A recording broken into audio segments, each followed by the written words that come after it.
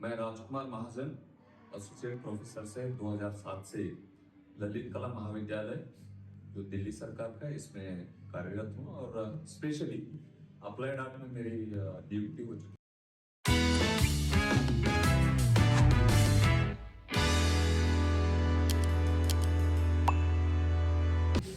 Hello friends, तो मैं designing education के साथ स्वाति।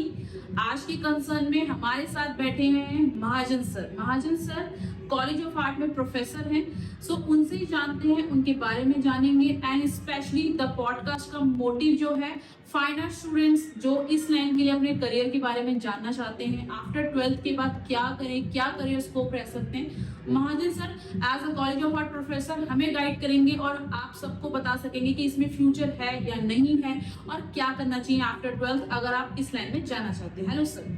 नमस्कार सर। सो अब आप बताइए सर अपने बारे में कि आप कॉलेज ऑफ आर्ट में क्या डेजिग्नेशन से क्या पढ़ाते हैं बच्चों को। सबसे पहले मैं अपना व्यक्तिगत आपका परिचय दे दूं।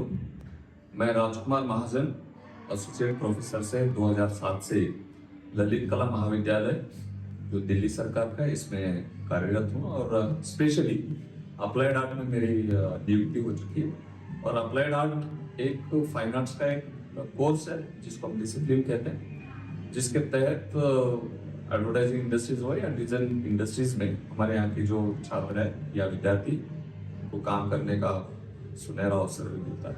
ओके।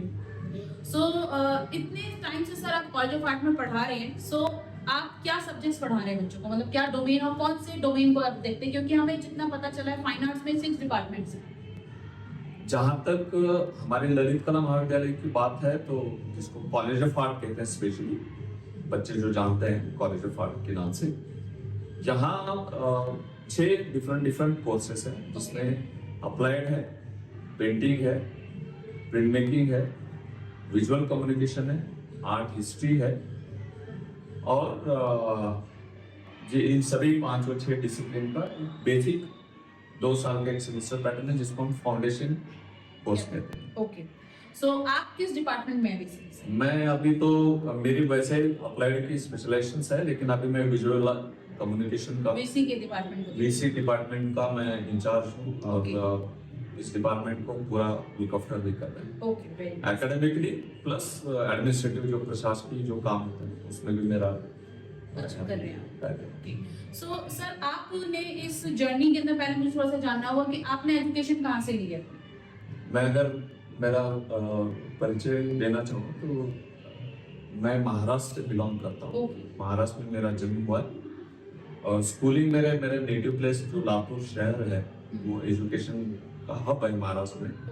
वहाँ से मेरी स्कूलिंग एजुकेशन हुई है और उसके बाद मैंने तय किया कि हमें एक अलग क्षेत्र में जाना है जो आमतौर पे बच्चे या उनके अभिभावक कहते हैं कि बच्चों को साइंस पढ़ाइए, आर्ट पढ़ाइए, कॉमर्स करें। तो मुझे लगता था कि थोड़ा कुछ अलग सा कोर्स उस जमाने में इस क्षेत्र के बारे में या इस कोर्स के बारे में जानते नहीं थे, लेकिन किसी ने कहा कि ड्राइंग एक ऐसा कोर्स है जिसमें मेरा ड्राइंग काफी सराहाया गया है बचपन में। तो मुझे लगा कि इस कोर्स के लिए एडमिशन लेना चाहिए। मैं अपने गांव से औरंगाबाद शहर आ गया जहाँ महाराष्ट्र शासन का एक गवर्नमेंट कॉलेज था, उसमें मैंने एडमिशन लिया। अच्छा, तो वो कौन सा गवर्नमेंट कॉलेज था sir? Government school of art, हमारे समय में उसको गवर्नमेंट स्कूल ऑफ आर्ट कहते थे। अच्छा। महाराष्ट्र सरकार से अच्छा। और मराठवाड़ा विद्यापीठ से वो एफिलेटेड रहा है। अच्छा। तो फिर आपने उसके आगे की जर्नी अपनी स्टडी में कैसे रही? वहाँ मैंने ग्रेजुएशन किया जिसको बैचलर ऑफ फाइनेंस कहते हैं, उसके अप्लाइड में स्पेशली कमर्शियल आर्ट भी कहते हैं उसको। और उसके बाद मैं वहाँ से मुंबई में, जैसे सभी लोग हमारे यहाँ स्पेशली कि चलो अभी अप्लाइड आर्ट किया तो मैक्सिमम एड एजेंसीज मुंबई शहर में या पुणे में है, तो हम लोग फिर बॉम्बे से अपनी जर्नी स्टार्ट कर दी। अच्छा। लेकिन तभी लगा कि मुझे थोड़ा सा और पढ़ाई करना चाहिए, इसलिए मैंने जेजे स्कूल ऑफ आर्ट्स में भी पढ़ाई करी 1 साल में। और वहाँ से पढ़ाई करने के बाद फिर फील्ड में साथ पढ़ाई के साथ में हम लोग वहाँ एड एजेंसीज, डिजाइन स्टूडियोज या फोटो स्टूडियो जिसको हम फोटो सेशंस कहते हैं, या मॉडल शूटिंग्स या product shootings, industrial photo shoots, इस तरह से डिफरेंट प्रोफाइल में हम लोग प्रोफेशनल लोगों के साथ में एज ए असिस्ट करके या उनके साथ सीखने को मिलता था। तो कॉलेज आवर्स के बाद हम लोग रेगुलरली वहाँ पे जॉब के तौर पे या सीखने के तौर पे काम कर रहे हैं। सो सर इसमें मुझे सबसे पहले जानना है कि हमारे कॉलेज ऑफ आर्ट के लिए काफ़ी स्टूडेंट्स 12th में कहीं गांव से और आउट ऑफ द एरिया से बच्चे अप्लाई करना चाहते हैं, और जो मेन मोटिव है हमारा बच्चों को ये बताना कि एंट्रेंस के लिए वो क्या कर सकते हैं, आफ्टर 12th के बाद इसमें क्या फ्यूचर है और कौन कौन से डिपार्टमेंट्स हैं, वो आप थोड़ा सा मुझे बताइए कि एंट्रेंस की तैयारी के लिए बच्चे क्या करें। जी, एक तो किसी भी शिक्षा को ग्रहण करने के लिए आपको उस शिक्षा के बारे में या उस कोर्स के बारे में या उस डिसिप्लिन के बारे में आपको थोड़ी सी जानकारी रखना होता है। जहाँ तक कॉलेज ऑफ आर्ट दिल्ली की बात है, ये हमारे दिल्ली विश्वविद्यालय से एफिलिएटेड है और यहाँ जो कोर्सेज चलाते हैं उसके लिए आज यानी कि पिछले 2 साल से हम लोगों ने एक नई नेशनल एजुकेशन पॉलिसी जो न्यू है उसको हमने अमल करने का प्रयास किया और उसके तहत CUT एक एग्जाम है जो सेंट्रली कंडक्ट किया जाता है यूनिवर्सिटी के माध्यम से। पहले आपको 12th के बाद वो CUT क्लियर करना पड़ेगा, फिर उसके बाद हमारे कॉलेज एक प्रैक्टिकल एग्जाम्स लेता है। प्रैक्टिकल एग्जाम और CUT ऐसे दोनों का मेरिट्स को देख करके आपके मेरिट्स के हिसाब से यहाँ पे कॉलेज ऑफ आर्ट में एडमिशन। ओके, सो जैसे सर आप मतलब मेरिट के बेस पे और दोनों डिपार्टमेंट्स का कैलकुलेशन लेने के बाद ही उस बच्चे का एंट्रेंस हो पाता है। जी, सो उसकी कोई रेशो है कि 50 60 30 ऐसी कोई रेशो भी है सर? देखिए, इसके सभी गाइडेंस आपको हमारे दिल्ली कॉलेज ऑफ आर्ट के वेबसाइट पे आपको किसी भी समय में जाके आप देख सकते हैं। इवन हमें ड्यू का जो दिल्ली यूनिवर्सिटी के जो गाइडलाइंस है या ड्यू यूनिवर्सिटी के जो परसेंटेज की जो एग्जाम के परसेंटेज की जो डिमांड्स है या रिक्वायरमेंट्स है जो एलिजिबिलिटी के लिए चाहिए होता है वो भी उसमें डिटेल्स आपको मिल जाएगी।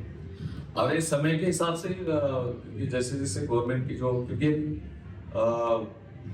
पूर्ण रूप से दिल्ली सरकार का कॉलेज है तो ऑब्वियसली हमें उस शासकीय जितने भी नियमों के तहत हमें उसको एडमिशन लेना है। जी। तो सर इसमें हमें जैसे आपने बताया दोनों बेस के ऊपर एंट्रेंस की तैयारी, सो बच्चे को कब से, आपको क्या लगता है बच्चे को कब से इस चीज के लिए तैयारी कर देनी शुरू कर देनी चाहिए अगर वो इस लाइन के लिए जाना चाहता है? वो मैं दोनों कॉलेजेस की बात करूंगी, अपने JJ college of art and college of art जो हमारे यहाँ उसकी 2-3 शाखाएं हैं हमने देखी हैं चंडीगढ़ में भी और दिल्ली में भी, तो उन तीनों कॉलेजेस की मैं बात करूंगी। तो वो बच्चे को कब से तैयारी कर देनी शुरू कर देनी चाहिए अगर जाना चाहता है? देखिए, एडमिशन से पहले तो मैं कहूंगा कि सबसे पहले उनके पालक या पेरेंट्स को हमारे बच्चे में सच मायने में अगर कला का कुछ हुनर है तभी इस क्षेत्र के बारे में सोचना चाहिए।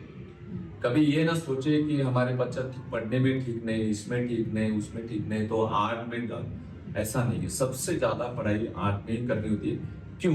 क्योंकि समाज के हर जरिए पर आपको अभ्यास करना होता है। ऐसा नहीं कि एक ही चलो कुछ नहीं आ रहा तो ड्राइंग कर लो, कुछ नहीं आया तो डांस कर लो, कुछ नहीं आया तो म्यूजिक कर लो, ऐसे नहीं होता है। इस कला क्षेत्र में अगर सच में आपको कुछ पाना है, कुछ करना है तो सभी विषयों का अभ्यास चाहिए।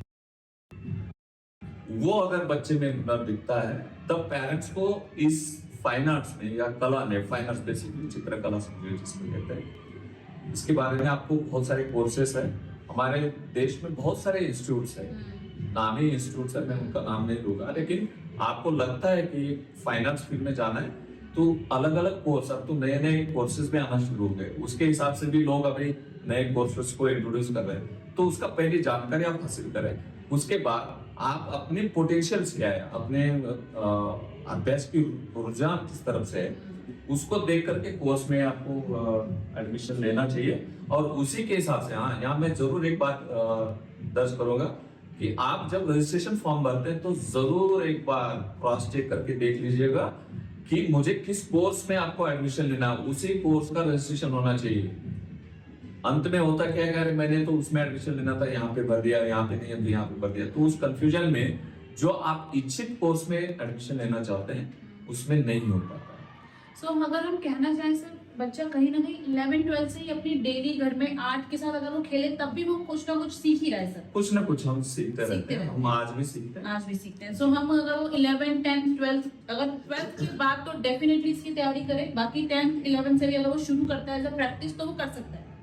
हाँ, 12th के बाद उसको प्रैक्टिस करना है तो कर सकता है, लेकिन अगर इसी कोर्स में या इस विषय में उसको कुछ आगे जाके काम करना है या नौकरी पानी है या कुछ और इसमें बिजनेस करना है तो निश्चित रूप से किसी भी कला क्षेत्र का अभ्यास करने से पहले आपकी रुचि क्या है उसको थोड़ा स्टडी करें, उसको पहले स्टडी कर, समझे कि मैं क्या कर सकता हूँ। ठीक है। ओके सो अब एक और सवाल सर, जैसे कि आपने बताया उसको रुचि के बारे में पता होना चाहिए, ये हमारे स्टूडेंट्स को पता ही नहीं है इसमें सब्जेक्ट्स कौन कौन से हैं। सो मैं पहले एक एक सब्जेक्ट की बात करना चाहूँगी, जी, जी। अप्लाइड आर्ट की। सो अप्लाइड आर्ट में क्या फ्यूचर है? बच्चा अगर उसको अडेप्ट कर रहा है, फॉर्म भर रहा है, तो उसमें उसमें क्या सब्जेक्ट उसको पढ़ने को मिलेंगे और फ्यूचर उसमें उसको क्या गोल अचीव होता है after the finishing of the applied art from the BA?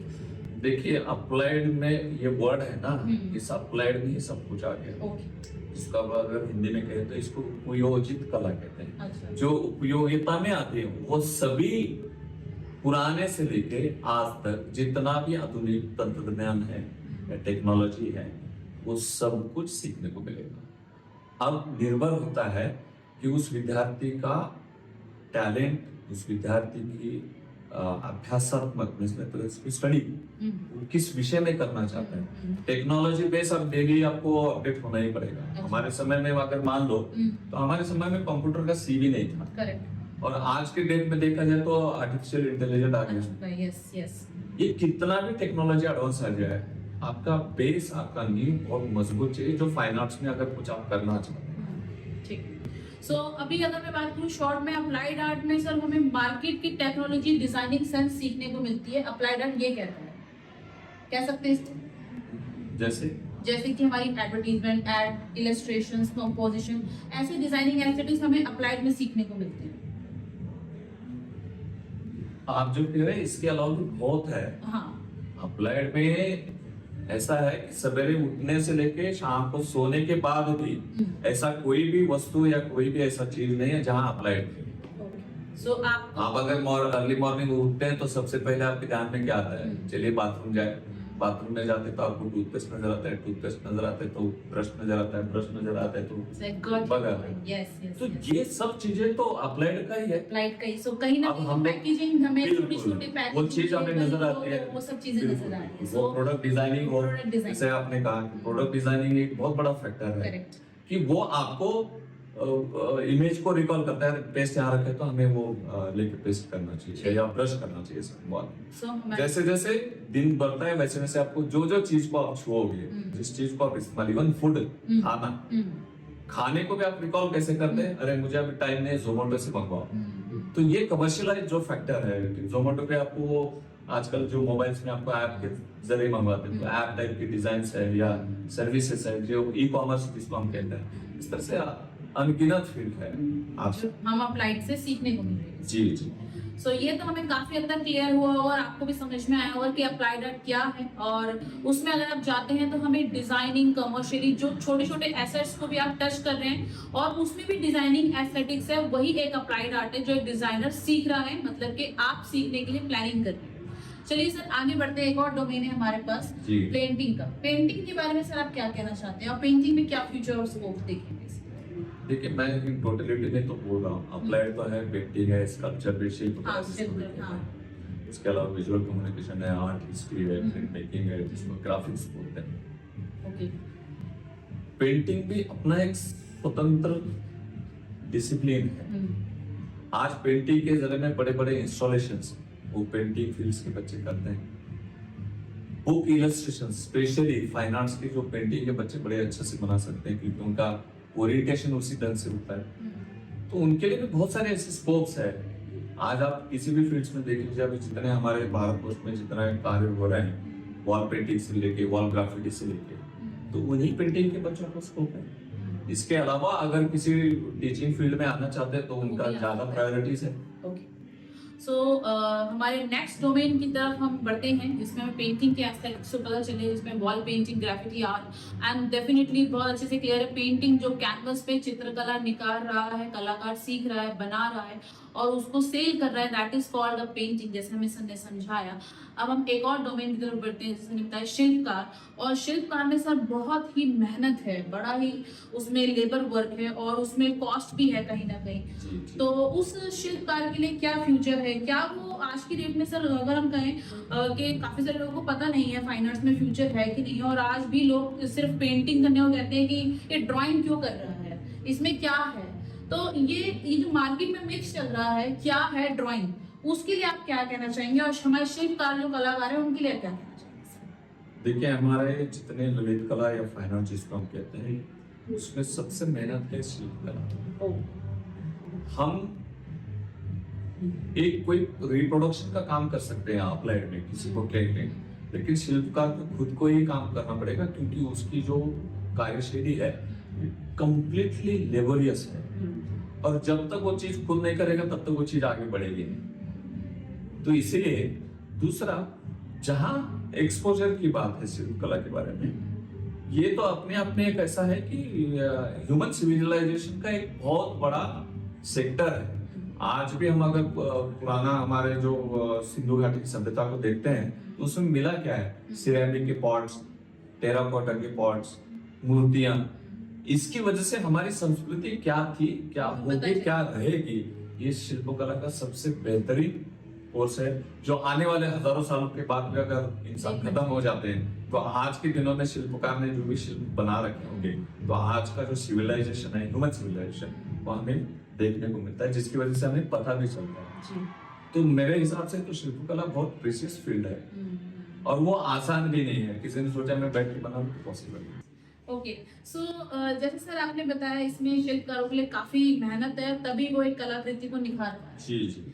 तो ये एक और सवाल जो मैंने एक और थोड़ी देर पहले पूछा था सर, क्या ड्राइंग में लोग कहते हैं मिथ चल रहा है, ड्राइंग में क्या है? सो आप इसके लिए क्या आंसर देना चाहेंगे उन यूजर्स के लिए कि ड्राइंग क्या है और ये क्यों बना रहा है बैठ के? क्या आज के डेट में लोग कहते हैं कुछ नहीं है ड्राइंग? नहीं, ये है ना किसी विषय के बारे में अज्ञानता। हाँ, ये मैं सीधा सीधा कहूँ, इससे ज्यादा कहना मतलब है मुझे एक्सप्लेनेटरी हो गया वो। आप किसी भी व्यवसाय में या किसी भी कोर्स के चैप्टराइजेशन में या कैरिकुलम्स में या कोर्स में आप देख लीजिए, इंजीनियर हो या डॉक्टर हो, अगर उनकी किताबों से वो डायग्राम, वो चार्ट या वो एनाटॉमी अगर हटा दे तो डॉक्टर को भी नहीं पता चलेगा कि किडनी कैसे दिखता है, कैसे है। क्योंकि फर्स्ट डे में कभी भी किसी की बॉडी ऑपरेट करने के लिए नहीं कहेंगे कि भी ये किडनी होता है, नहीं। पहले उनको डायग्राम और चार्ट के तरह, वो डायग्राम, वो ड्राइंग्स या वो टेबल्स मतलब ही ड्राइंग है। अब आप सोचिए कि इंजीनियर इतना बड़ा स्ट्रक्चर खड़ा करने से पहले ड्राइंग बनाता है। एक डॉक्टर अगर किसी एनाटॉमी की स्टडी करना है तो पहले एनाटॉमी की किताब पढ़ेगा कि इसको किस ऑर्गन को क्या कहते हैं। तो अल्टीमेटली क्या है, किसी भी एजुकेशन को, किसी भी कोर्स को अगर अच्छे से आपको पढ़ना है, उसकी समझ रखना है तो ड्राइंग के बिना असंभव। Thank you so much sir. ये आपने हमारे यूजर्स को बताया कि एक डॉक्टर भी बन रहा है तो वो ड्राइंग देख के, सीख के समझ पा रहा है, अपनी एजुकेशन तक पहुंच पा रहा है, अपने गोल को पूरा कर पा रहा है। करेक्ट समझ जिसको बोलते हैं ना, कि इसको यही कहते हैं। और इंसान कोई भी बड़े से बड़े प्रोफेशन से हो, वो केवल इमेजिनेटिव या पिक्चर ओरिएंटेशन से रिकॉल करता है। इवन आप अगर सीए की भी बात करोगे तो जितने न्यूमेरिक्स है वो न्यूमेरिक फॉर्म्स को रिकॉल करता है या न्यूमेरिक इमेज को रिकॉल करता है, तभी वो समझ में आता है उसको। मान लो जितने भी मिलियन बिलियंस के ऊपर वो हर साल आरटीए जमा करते होंगे तो उसमें है क्या, 0 से लेकर 9 फिगर है। 9 फिगर का जो डिजाइन किया वो भी आर्ट ने किया है। तो ऑब्वियसली हर जगह है, बिना ड्राइंग के कोई भी प्रोफेशन को आप ठीक से जस्टिफाई नहीं कर पाओगे, ना पढ़ पाओगे। करेक्ट। सो ये काफ़ी हद तक हमें चीज़ें समझ में आ रही सर के साथ और बहुत ही अच्छा लग रहा है हमें मिलके, और आपको भी होप सो समझ में आ रहा होगा इसमें क्या करना है क्या नहीं करना है। सो चलिए, जैसे आपने हमें बताया सर, ये एक और हमारे पास डोमेन है प्रिंट मेकिंग के बारे में। लोग सर ज़्यादा समझ नहीं पाते हैं प्रिंट मेकिंग क्या है और उसमें क्या प्रिंट करके दे रहे हैं basically. What is subject of domain of the print making sir?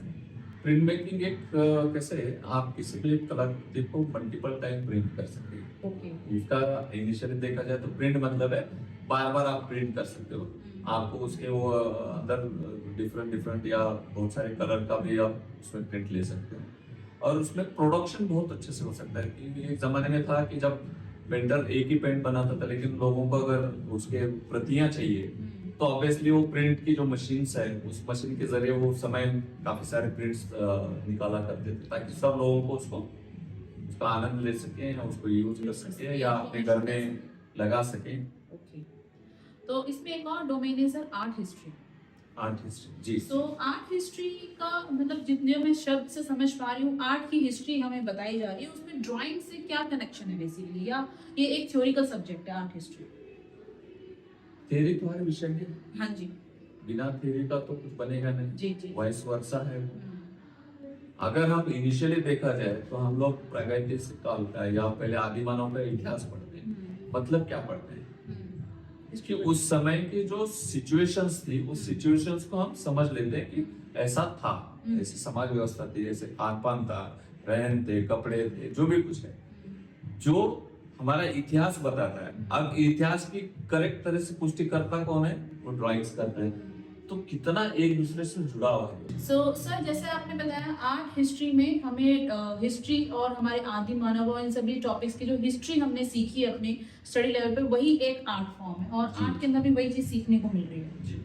तो अब मुझे जानना है सर, आर्ट हिस्ट्री के बाद अगर बच्चा इसमें सोच रहा है तो क्या वो सिर्फ एक आर्ट हिस्ट्री का एक फाइन आर्ट का टीचर डोमेन में जा पाता है या किसी और डोमेन में भी जा सकता है? कंप्लीटली हमारा फाइन आर्ट आर्ट हिस्ट्री का डोमेन तो बहुत बड़ा है। आप किसी भी एजुकेशन सिस्टम में जुड़ सकते हैं, रिसर्च में कुछ जुड़ सकते हैं। ये ऐसा है जैसे हमारी भारत सरकार की बहुत बड़ी संस्था है, उसमें आप काम कर सकते हैं, खोज के जरिए आप काम कर सकते हैं। जब आप इतिहास अच्छे से जानोगे तो इतिहास अच्छा ठीक से लोगों को बता भी पाओगे। क्यूरेशन है, बहुत सारी चीजें, शो को क्यूरेट करना है, तो ऐसे बहुत सारे फील्ड है उनके लिए भी।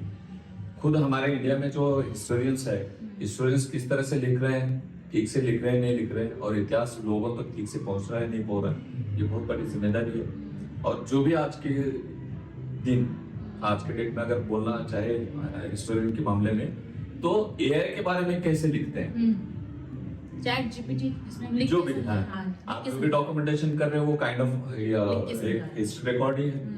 तो अगर वो ठीक से लिखा जाए तो आने वाले जो जनरेशन है, मान लो अभी 100 साल के बाद, अरे 21वीं 22वीं सदी में या 21वीं सदी में एक आर्टिफिशियल इंटेलिजेंस कोई ऐसी तंत्र आया था या टेक्नोलॉजी आई थी जिसके जरिए कला या आर्ट और हिस्ट्री के क्षेत्र में काम किया गया। ऐसे बहुत सारे स्कोप है।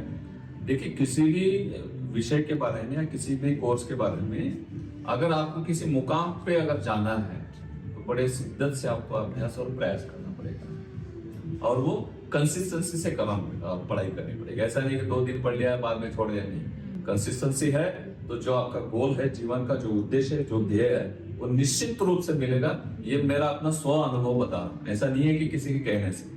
आज मैं जिस कॉलेज में जो पहुंचा हूँ, बहुत बड़ी लंबी जर्नी है, लेकिन एक जर्नी में मेरी एक सोच थी कि मुझे यहाँ तक पहुंचना है, तभी मैं यहाँ पहुंच पाऊँ। बिल्कुल बिल्कुल, वो एक सोच थी कि मुझे यहाँ तक पहुँचना है और उस लेबर के लिए उस मेहनत आपने करी और आज आप वहाँ पर उपस्थित हैं और हमें बहुत सौभाग्य मिला कि आपसे मिल पाए और आपके थ्रू हम अपनी जनता को बता सके, अपने स्टूडेंट्स को बता सके और आने वाली जनरेशन को समझा सके कि इसमें क्या फ्यूचर स्कोप है और इसमें हम क्या कर सकते हैं।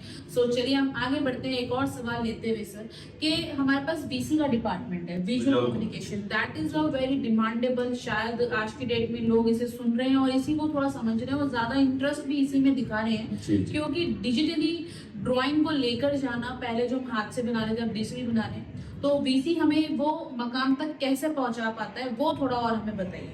किसी भी विजुअल फॉर्म को या पिक्चर फॉर्म को या चित्र के रूप में हमें वो आपको संदेश क्या दे रहा है या कम्युनिकेशन क्या कर रहा है। अब समाज इतना व्यस्त हो गया, कम्युनिकेशन की जरूरत क्यों पड़ी?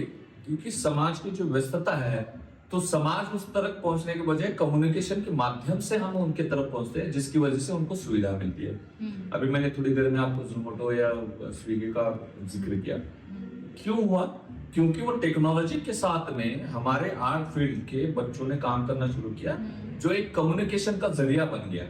वो ऐप का भी डिजाइन करते हैं तो भी एक कम्युनिकेशन का कि उस ऐप से ही मुझे खाना मिलेगा।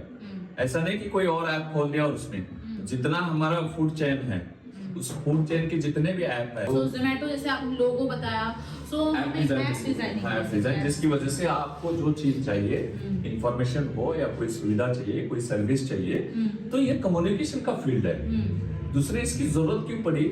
क्योंकि अभी दुनिया एक फिंगर टिप्स पे आ गया कि आप एक उंगली से पूरे विश्व में जहाँ पे भी जो भी चीज चाहिए वो क्या है, इंफॉर्मेटिव कम्युनिकेशन। तो इसकी वजह से आपको बैठे बैठे विदेशों में आप एग्जीबिशन भी कर सकते हैं, विदेशों से माल ले भी सकते हैं, कोई चीज मंगवाना है तो भी ले सकते हैं, कोई चीज भेजना है तो भी वो कर सकते हैं। तो ये कम्युनिकेशन का जरिया टेक्नोलॉजी के साथ हमें विजुअल कम्युनिकेशन में आपको सीखने को मिल रही है।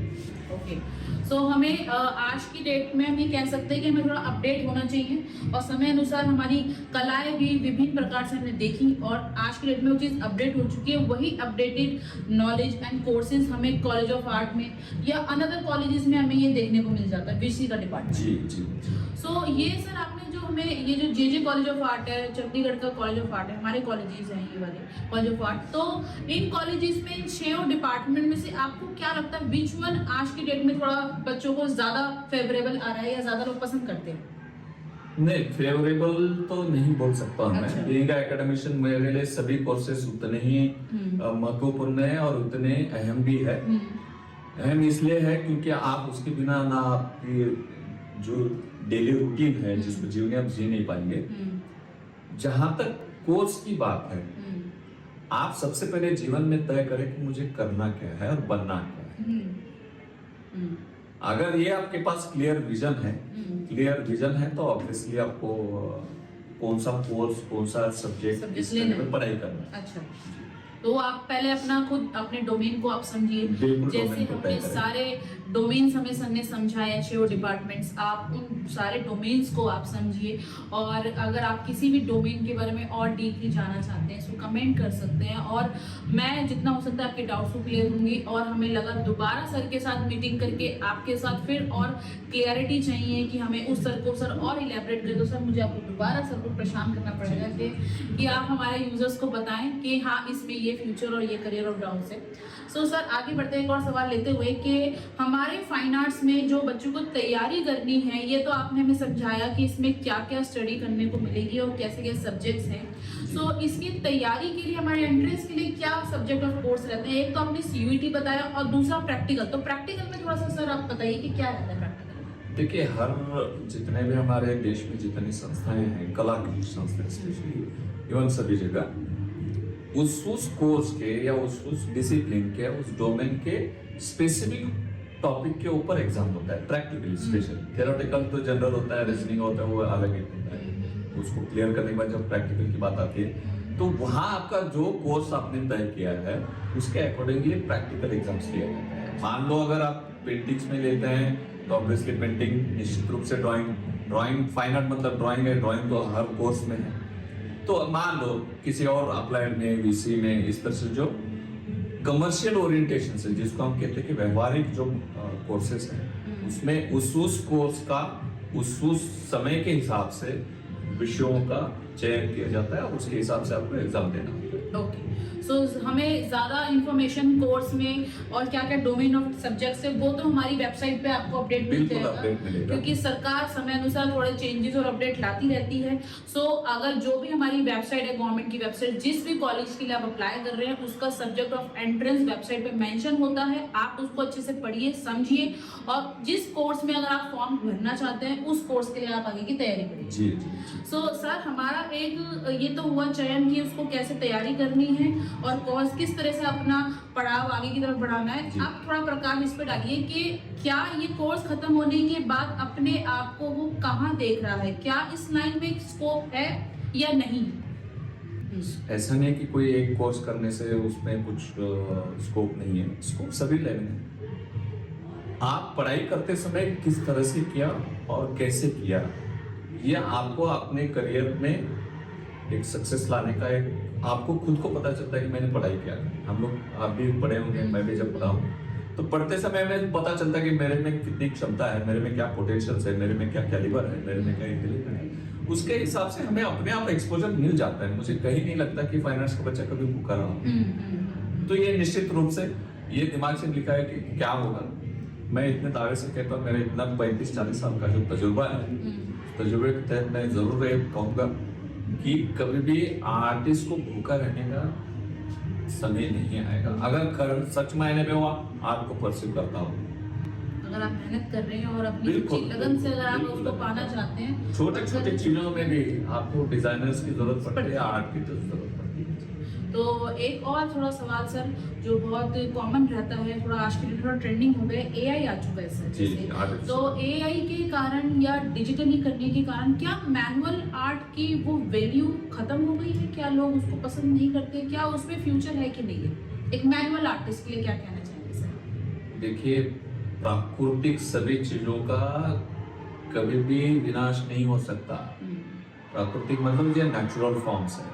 टेक्नोलॉजी आती रहेगी और जाती रहेगी, उससे कोई फर्क नहीं पड़ता। जब हमने सीखा, मैंने पहले ही कहा कि कंप्यूटर नहीं था, हमें पता भी नहीं, कंप्यूटर में बैठने के लिए हमें बाहर लैब से जूते उतार के जाना पड़ता था।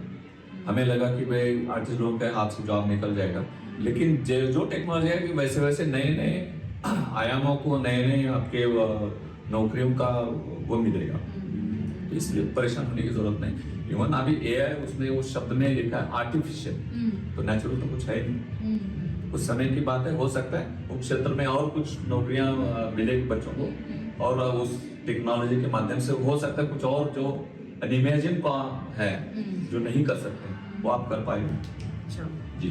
एक और छोटा सा सवाल, जो आखिरी सवाल की तरफ बढ़ रहे हैं सर हम, कि यहाँ तक हमारे स्टूडेंट्स चाहते हैं कि हम बीएफए करें, उसको अचीव करें और हम उसमें या तो डिज़ाइनर बने या टीचर बने। सो मैं ये कहती हूँ, मैं या मेरे जितने भी डिज़ाइनर स्टूडेंट्स हैं वो इस पद्धति पे आना चाहते हैं, स्कूल में प्रोफेसर में, तो उसके लिए क्या एक उनका पाथ रहेगा? एकेडमिक्स में आना चाहते हैं तो वो क्या तैयारी करें, ये कैसे करना चाहिए? बीएफए के बाद क्या एमएफए के बाद आगे क्या स्कोप है बेसिकली इस लाइन? देखिए, स्कोप वही है कि एकेडमिक्स में अगर रहना है तो जितने पढ़ाई करोगे उतना करना। पोस्ट पीएचडी से लेके डिलीट से लेके जितना हो सकता है, अगर एकेडमिक्स में आना है, आपके पास जितना ज्यादा एजुकेशन होगा, जितने ज्यादा आपके पास डिग्रियां होगी, जितना नॉलेज होगा, आप एकेडमिक्स में देखिए आना बहुत आसान है, लेकिन एक समाज के बहुत बड़े तबके को आप शिक्षित करते रहते हैं, एक समाज के वर्ग को आप एजुकेट करते रहते हैं, तो ऑब्वियसली आपको जितना आपके पास नॉलेज, जितनी आपके पास पढ़ाई होगी, उतना अच्छा हमारा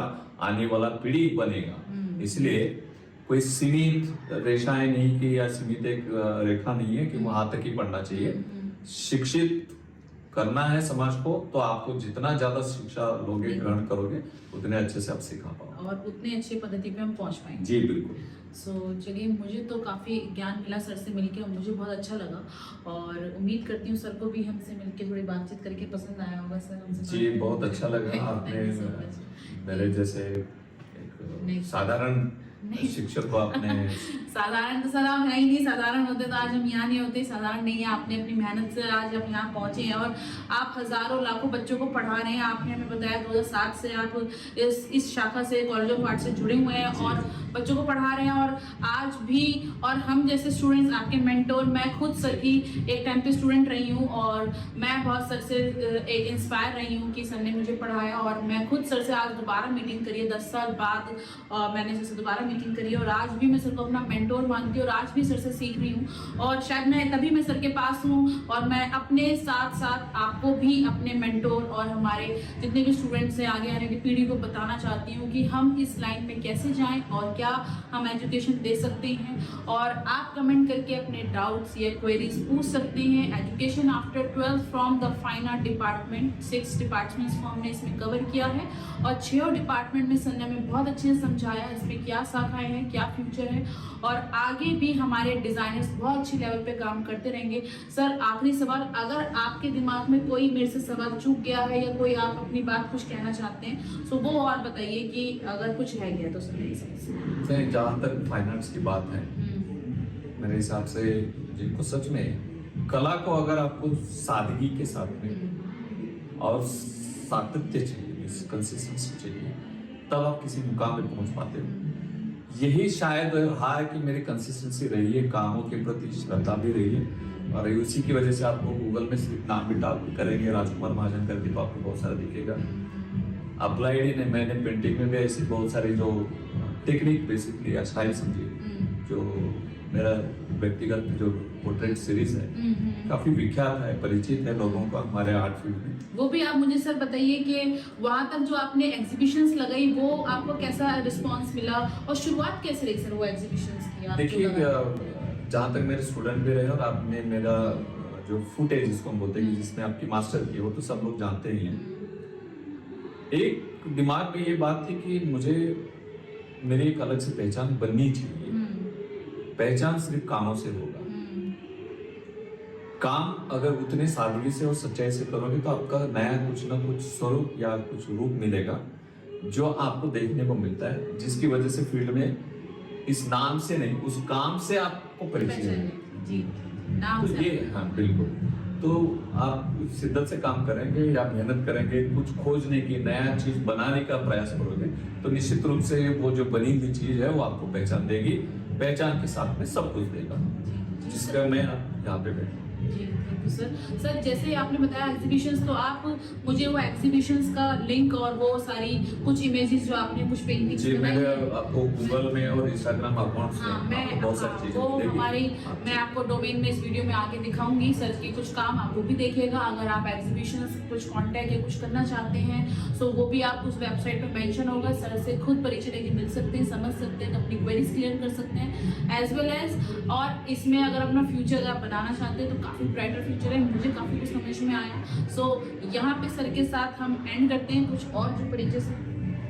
और तो मैं अभी बहुत सारे ठीक है फाइन आर्ट्स में काम करता हूँ। अभी मेरा पिछले महीने फरवरी में मैं एक्चुअली कवि भी हूँ, मराठी कवि। अच्छा। और मराठी साहित्य अखिल भारतीय मराठी साहित्य सम्मेलन में मेरी कविताएं पब्लिश हुई है और किताबें उस कविताओं के किताब का जो कवर पेज डिजाइन तो मैंने खुद किया है। तो ये एक ऐसा न्यू रखा गया है कि चलो साहित्य में भी मैं कुछ लिखता था पहले, काफी सालों से लिखता हूँ और काफी जगह पब्लिश भी हुई है, लेकिन एक ऑफिशियली एक ऐसा प्लेटफॉर्म जिसको मोदी हमारे प्रधान मोदी साहब आए थे उस इवेंट को इनॉग्रेट करने के लिए, तो एक अच्छा सुनहरा मुझे मौका मिला। तो उसमें दिल्ली में वासी जितने भी मराठी कवि हैं उन कवि में हमने एक संग्रह करके बुक पब्लिश किया है। अच्छा। तो ये एक इन एडिशन है। अच्छा। अब जब हाँ खास करके मैं यहाँ जिक्र करना चाहूँगा कि फाइनेंस के जो भी फील्ड में लोग ये सोचते हैं कि सिर्फ चित्र करना है, आपको बोलने के लिए भी आना चाहिए और लिखने के लिए भी आना चाहिए। जो थोड़ा सा लगता है कि आर्टिस्ट को लिखने की क्या जरूरत है, आपको अपने बारे में, अपने काम के बारे में, आपके इसके बारे में लिखने का भी प्रयास करने चाहिए। जो लिखते रहिए ताकि आप अच्छे से प्रकट कर सके अपने शब्दों में। दूसरी बात से जो आपने अभी कविता के बारे में बात करी, तो मुझे 2 शब्द और मेरे कुछ यूजर्स आपसे 2 कविताओं की लाइन कुछ बताइए, सब कुछ सुनाइए या कुछ बताइए, कोई 2 कविताओं की लाइन। मेरी सबसे खूबसूरत कविता रही है वो जिसका शीर्षक है मोक्ष। अच्छा। जो जनरली सब लोग कहते हैं मोक्ष प्राप्ति चाहिए। इसमें एक छोटा सा फूल का जिक्र किया है। ज्यादातर बहुत सारी कवि लोगों ने इस पर रचनाएं भी करी है। एक फूल है जो मंदिर में चलता है, एक फूल है जो गिरजा में चलता है, एक फूल है जो किसी शैया में चलता है। प्रारब्ध अपना अपना होता है कहते हैं। तो जो फूल जो है वो प्राकृतिक रूप से किसी पौधे पे या किसी प्लांट में खिलता है और आपके जैसे और हमारे जैसे उस पौधे को ला के गमले में रखते हैं ताकि अपना बालकनी का जो गार्डन है सजे और अच्छे से दिखें। प्राकृतिक रूप से रहने वाला जो फूल है, जब हम उसको ऐसे मानव निर्मित समाज में लेके आते हैं तो वो फूल कहता है कि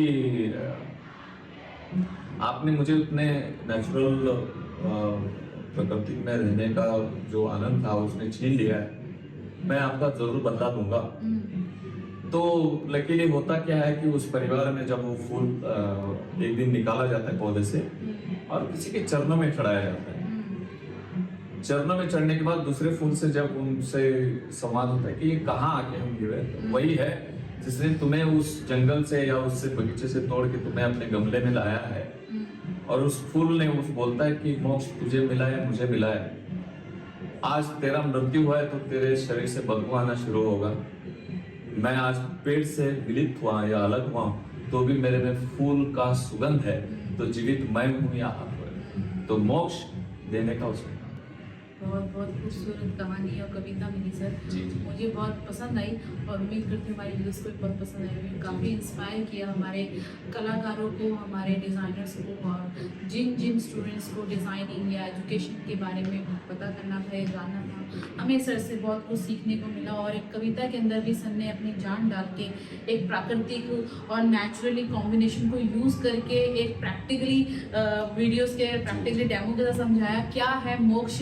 और लोग आज की डेट में बड़ा आर्टिफिशियल मोक्ष के वो बाबा बन के अभी घूम रहे आर्टिफिशियल हैं। इंटेलिजेंस की हाँ, बात कर रहे हैं ना, हाँ, तो हाँ। आर्टिफिशियल एक सर्टेन टाइम के लिए ठीक है, हाँ, हाँ, लेकिन जितना प्राकृतिक आप अभ्यास करेंगे, प्राकृतिक से जुड़े रहेंगे, तो आपको आनंद भी मिलेगा, जो आप पाना चाहते हो वो भी मिलेगा। मिलेगा। और एक अच्छे कलाकार बनने के लिए नियंत्रित मेहनत और प्रगति तक पहुंचेंगे, तभी सर जैसे और भी आगे अगर आप बढ़ना चाहते हैं तो अपना करियर और भविष्य बना सकते हैं। सो चलिए सर, मुझे आपसे मिलकर बहुत अच्छा लगा। नमस्कार, थैंक यू सो मच कि आप चैनल को लाइक एंड शेयर सब्सक्राइब करना मत भूलिएगा और अपने करियर ऑफ डाउट्स अगर आप लेकर आना चाहते हैं तो कमेंट्स को डालिए ताकि हम अपने डाउट्स क्लियर कर सकें। Thank you for the watching.